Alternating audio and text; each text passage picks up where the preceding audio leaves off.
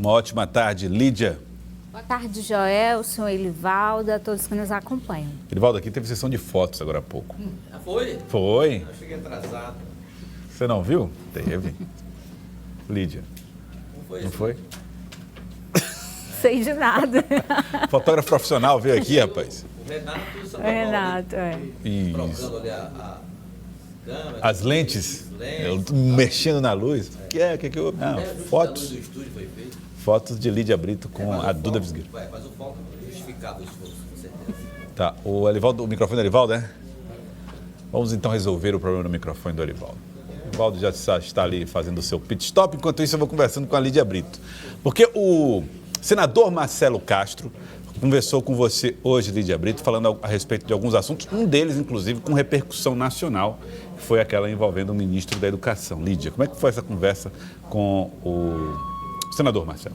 É o senador que é presidente da Comissão de Educação no Senado, Joelson, e a comissão aprovou, né, aí a convocação do ministro, que agora não é mais convocação, né, já virou um convite para que o ministro possa comparecer na quinta-feira à Comissão de Educação do Senado e preste aí explicações, esclarecimentos sobre essa denúncia, né, de possível corrupção no MEC envolvendo pastores, né, que teriam a influência com prefeitos, né, para que esses prefeitos pudessem ter esse canal de comunicação no MEC. O senador falou sobre esse assunto e também falou de questões locais aqui, como essa polarização entre Silvio e Rafael, e fez críticas aí à estratégia de Silvio Mendes. Vamos acompanhar.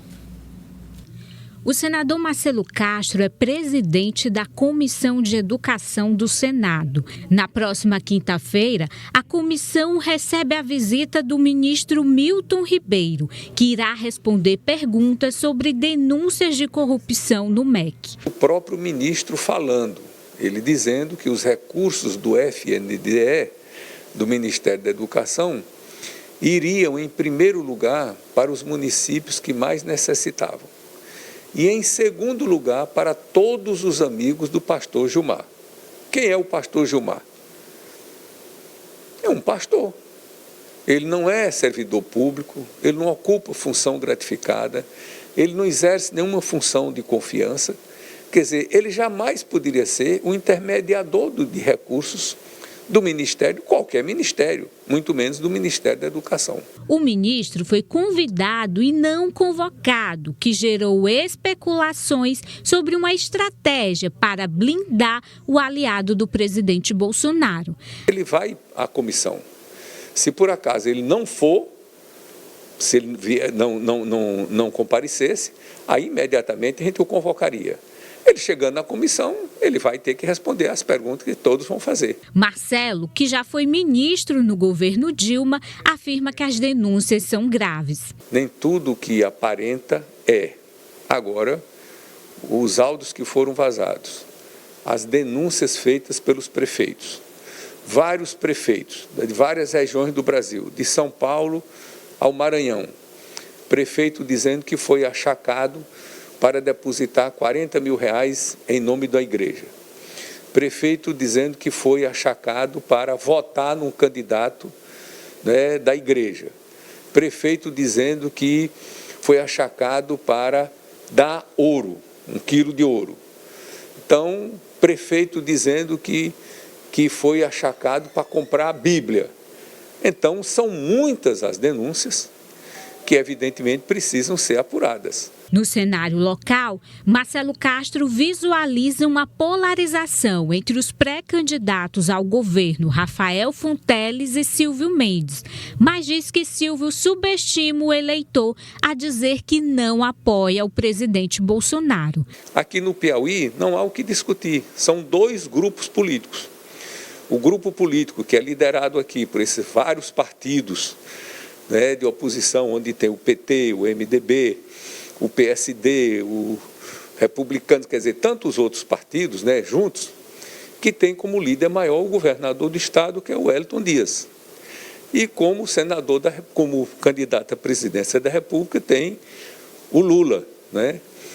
E o outro grupo que tem como candidato Silvio Mendes, essa chapa toda que eu falei, e praticamente um partido só, que é o Progressistas, né? Que tem expressão, que tem deputado, que tem senador, que tem prefeitos, né? Aqui no estado do Piauí.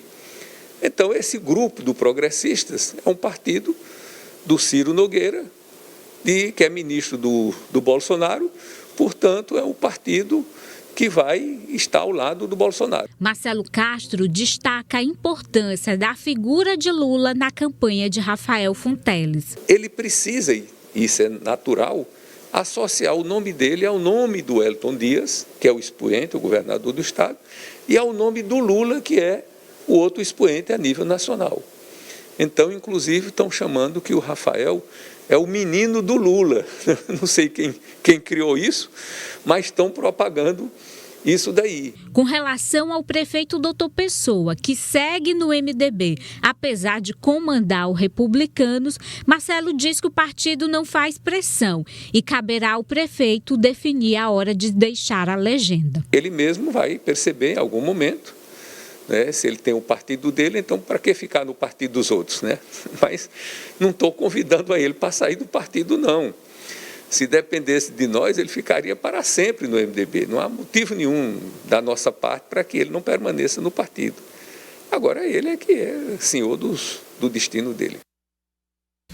Lídia, são muitas as questões. Vamos começando por essa do final, essa permanência improvável no MDB, Lídia.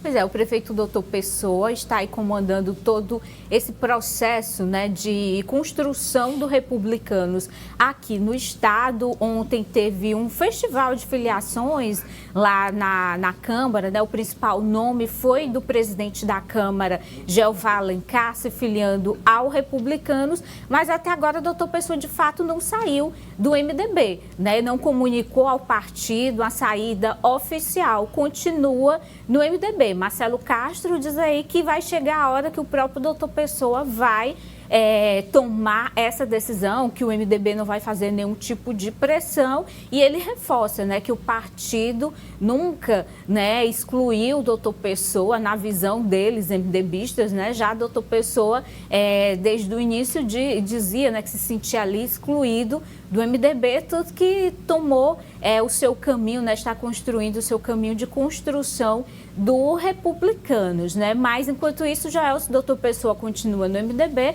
vai fazendo essa estratégia de montar o Republicanos e, até agora, fica nessa situação. Muito bem. Livaldo, não há mais tema de permanência, né? Pelo que o presidente estadual do MDB falou agora há pouco, a Lídia Brito, aí eu entendi como se fosse um convite para formalizar a exclusão, já que o prefeito da capital se sente excluído por razões que ele alega do MDB, então formaliza a exclusão, deixa o partido. Não há nenhum impedimento legal para isso. Ele, como é o cargo executivo majoritário, ele pode sair a qualquer momento com absoluta, total segurança jurídica e política, já que ele hoje é o principal líder de outra sigla, no caso, o Republicanos.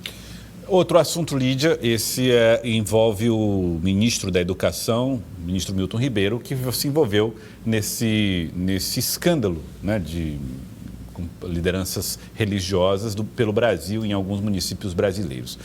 Marcelo Castro, e a pergunta que faço para você primeiro esta.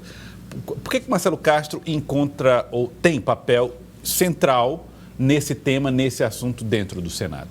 Porque ele é o presidente, né, da Comissão de Educação, e o ministro foi convidado, né, então, a depor na comissão. Na próxima quinta-feira, ele vai ter que prestar esclarecimento, responder ali as perguntas dos senadores com relação a essa denúncia, né, que veio à tona depois que áudios, né, vazaram e mostravam ali conversas que indicam, né, a possibilidade de que há aí suposta corrupção no Ministério da Educação, quando os áudios apontam que pastores, né, no caso 2 pastores, estariam aí usando, né, de uma certa influência ali junto ao ministro para conseguirem favores de prefeitos, né? Esses pastores, eles abririam as portas do Ministério da Educação para que prefeitos tivessem acesso ao ministro, tivessem acesso a recursos, né, para a construção de escola.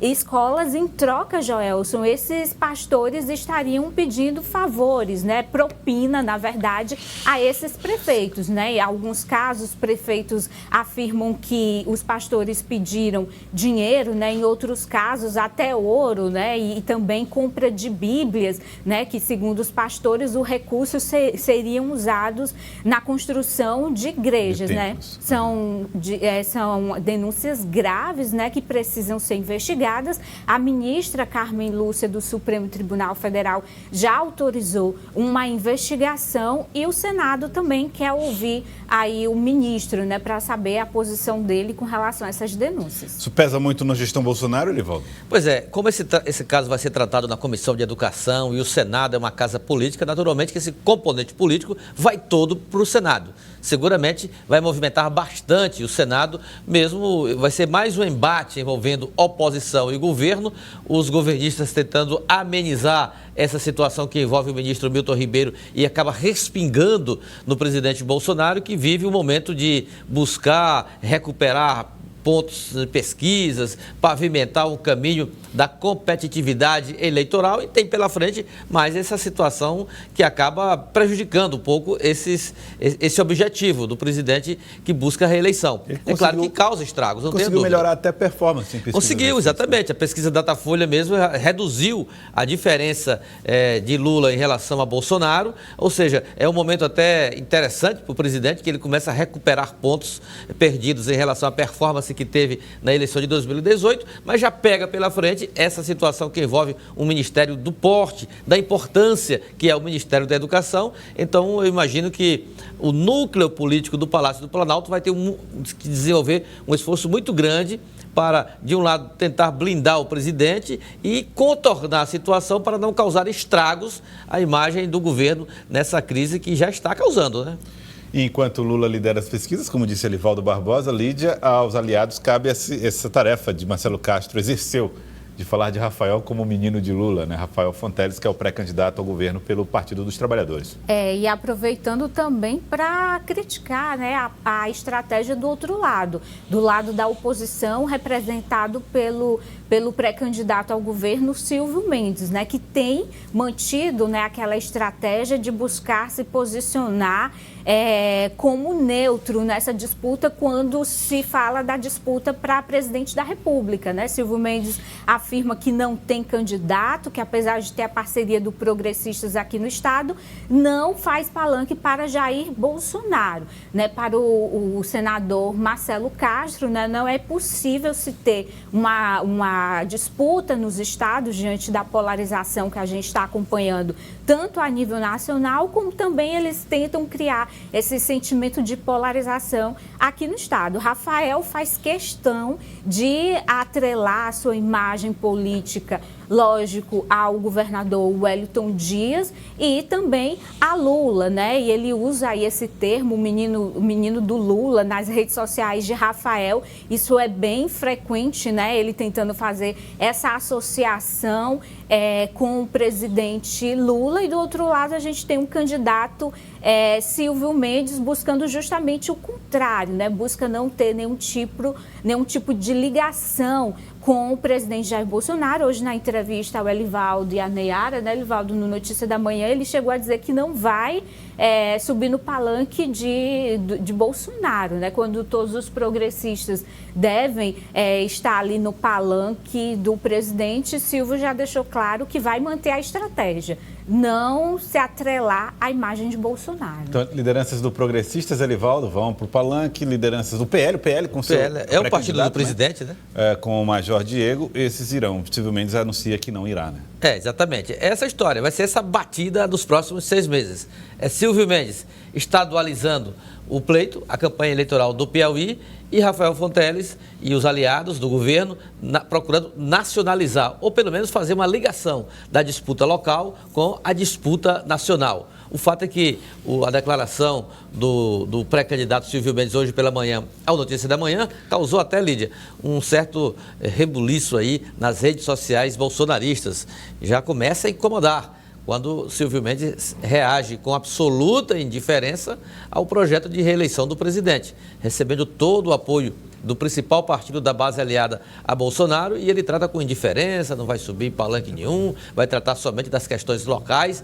E o que deixou até mais irritado esse segmento do bolsonarismo mais raiz foi exatamente o fato, Joelson, quando ele diz, olha, quando eu fui prefeito de Teresina, eu tive uma convivência muito boa quando o Lula foi presidente da República. Então, eles achavam até que isso aí já seria uma ligação indireta ou direta com a perspectiva até de eleição do petista. Então, isso pode até trazer problemas no curso da campanha natural do candidato Silvio Mendes. Aí, para Marcelo, essa posição seria aí subestimar, né, o eleitor, a inteligência do eleitor, porque segundo o senador, na chapa de Silvio, né, todos os nomes estão ligados ao progressista Iracema, Joel, e o Progressistas é o principal palanque de Bolsonaro aqui no estado. E a eleição presidencial, Joel, só para encerrar esse tema, olha, até agora, sem subestimar nenhum candidato, pode até surgir outro, mas até agora, gente, a eleição presidencial é Bolsonaro e Lula. Não tem outra. Terceira via define a cada pesquisa, não tem perspectiva alguma. Então, vamos ver como vai ser o comportamento das campanhas locais em relação a essa disputa evidente, clara, sem nenhuma dificuldade e acirrada, viu? Vai ser acirrada. É isso que eu ia dizer, aberto, né, Livaldo? Aberto. Nós temos um candidato que, Totalmente por um lado, aberto. tem um recall maior, Lula, né, com a história e aparece melhor nas pesquisas, por outro lado, um presidente no mandato, né, que tem demonstrado todas as armas do jogo em mãos. E, de certa forma, reagindo nas pesquisas. Exato. Então, está aberto mesmo a eleição para a presidência da República.